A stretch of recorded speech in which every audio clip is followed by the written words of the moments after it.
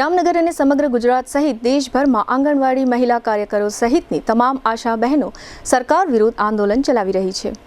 જેના ભાગરૂપે જામનગર શહેરમાં પણ જિલ્લા સેવા સદન ખાતે ધરણા પ્રદર્શનનો કાર્યક્રમ યોજવામાં આવ્યો હતો। આશા વર્કર બહેનોના આ કાર્યક્રમને ભારતીય મજદૂર સંઘ દ્વારા સહયોગ આપવામાં આવ્યો છે। આશા વર્કર બહેનો કહે છે કે સરકાર અમારી પાસેથી અનેક પ્રકારના ઓનલાઈન કામો લે છે, પરંતુ અમને સારો મોબાઈલ આપતી નથી। અમારા વળતર અંગે અદાલતે ચુકાદો આપ્યો હોવા છતાં સરકાર અમને યોગ્ય વળતર આપતી નથી, જે અનુસંધાને સમગ્ર દેશમાં ગઈકાલે બુધવારે આશા વર્કર બહેનો દ્વારા આક્રોશ રેલી યોજવામાં આવી હતી। આ રાષ્ટ્રવ્યાપી હડતાળના ભાગરૂપે જામનગરમાં જિલ્લા સેવા સદન ખાતે આશા વર્કર બહેનોએ ધરણા પ્રદર્શન કર્યું હતું। આ બહેનોના સમૂહના અગ્રણી સંગીતાબેન નામના એક મહિલાએ આ અંગે આપેલી વિગતો પ્રસ્તુત છે। આજ રોજ અમારે આખા દેશના આક્રોશ રેલી છે, જેમાં મિડ ડે મીલ, આંગણવાડી વર્કર, આશા બહેનો તમામ જે પીછડો વર્ગ છે, જે સૌથી વધારે કામ કરે છે, સરકાર અત્યારે એ લોકોને જે મહેનતાણું મળવું જોઈએ મળતું નથી। અમારે આશા બહેનોને અત્યારે ઓનલાઈન કામગીરી કરાવે છે, પણ નવા ફોન નથી આપતા, સરકારને ડિજિટલ કામ કરાવવું છે, પણ સરકાર આશા બહેનો પાસે 20-25 હજાર વાળો ફોન નથી,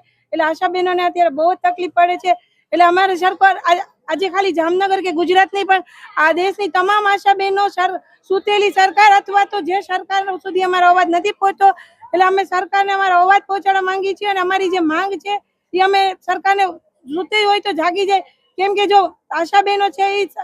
પાયો છે, જો પાયોને તમે મજબૂત નહીં હોય તો ઇમારત મજબૂત નહીં થાય। તો જેથી કરી અને આ જો સરકારને ટીબી હટાવવું છે, કોલેરા બધા પ્રોગ્રામ બનાવવા છે, પણ જે આશા બહેનોને મહેનતાણું મળવું જોઈએ એ મળતું નથી। તો મહેરબાની કરી અને સરકાર જાગે અને અમારા આજે જેટલા આંગણવાડી વર્કર, મિડ ડે મીલ વાળા જે છે, જેટલા તમામ વ્યક્તિ અહીં હાજર છે, અને આખા દેશ સાથે આક્રોશ રેલી ક્યારે કર્યું કે બધાથી આજે અમે